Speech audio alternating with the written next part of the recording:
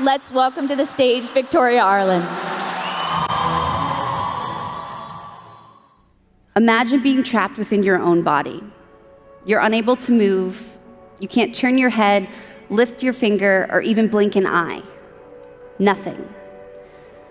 But I'm here, I'm right here. You try to shout at the top of your lungs, but those lungs won't respond.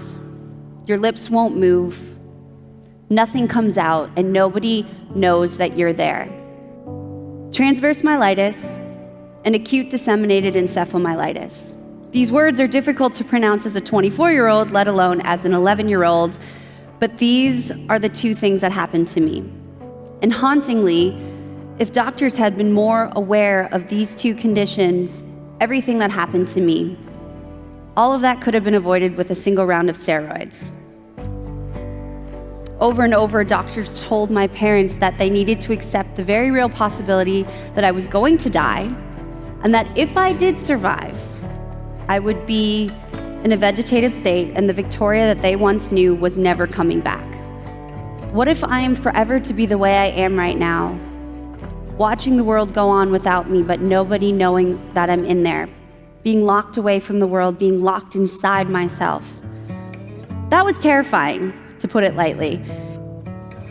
I began to think about everything that I was grateful for. I kept thinking about how this makeshift hospital room in my own home was bursting with love, and how I had this family that was so dedicated to me without me even being able to say thank you, and how they were 100% committed to my every need. They were 100% committed to me and believing in me and loving me. But then the most amazing thing happened. The most amazing chain of events began that eventually brought me back to life. When I began to feel this sense of gratitude, it changed my perspective. The fear I felt began to weaken, and things weren't as dark as they once were. Instead of being focused on the negative, I began to see the positive a bit more, and with that different perspective, it ignited a very powerful, life-changing thing for me: hope.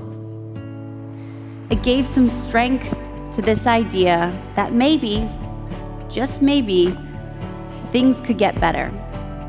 And I believe that me focusing on that gratitude, which changed my perspective, created some hope, led to a tiny breakthrough. Tiny in movement, but enormous in magnitude. One day, nearly 4 years in, I regained the ability to blink. Suddenly, I had a way to communicate. 2 blinks for yes, 1 blink for no. Now, little by little, I regained more and more movement and started slowly coming back to life. With every new regained ability, I grew more and more grateful. And this cycle of gratitude, perspective change, and hope continued to go on, continued to roll, and continued to keep me focused on the positive, to keep me focused on that hope, to keep me focused that things would continue to get better. I was very young when my life took a very dramatic and very sudden turn for the worse. And it is my sincere prayer that none of you ever go through anything like it. But I can assure you that you will come across your own challenges in life, some big, some small, but for sure challenges, obstacles, problems, whatever you want to call them. But I have found that the real suffering doesn't come from the challenge or obstacle itself. It comes from the things that we tell ourselves about the consequences, about the future, about what's going to happen because of what already happened. So when life hits back at you, when these unwelcomed and unexpected challenges test you, when that happens, you can either let those obstacles pull you down, or you can stop, take a breath, and take a moment to find the things you have in your life to be grateful for.